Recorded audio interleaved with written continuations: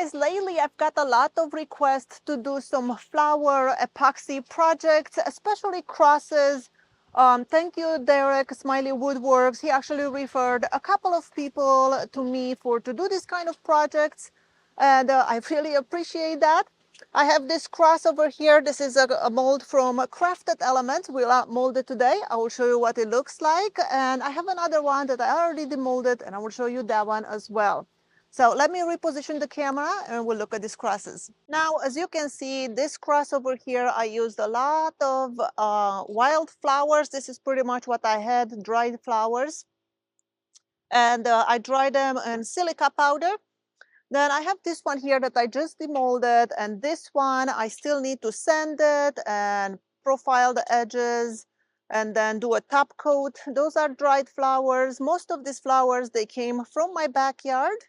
And look how pretty it's going to be. As you can see, I have to sand it. Some flowers are sticking out, but I will sand it, profile the edge, and put a top coat. These flowers over here, you can see they went a little bit transparent. This happens a lot of the times with flowers that have very thin petals.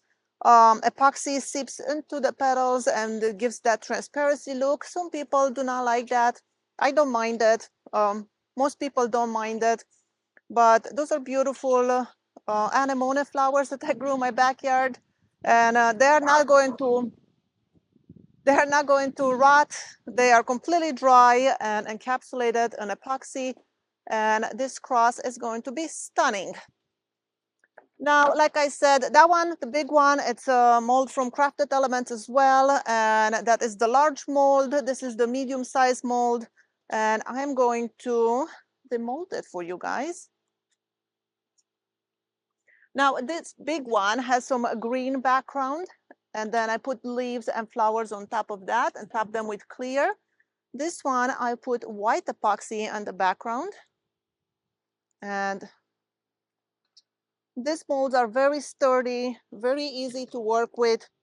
As you can see, this one has a white background, and then there are our beautiful flowers, well preserved in epoxy. I think it's going to be so pretty when it's going to be all sanded and done. If you're interested in anything like that, please contact me and let me know. I will have a few more. I have a few other dried flowers that I just finished drying and make some projects with it.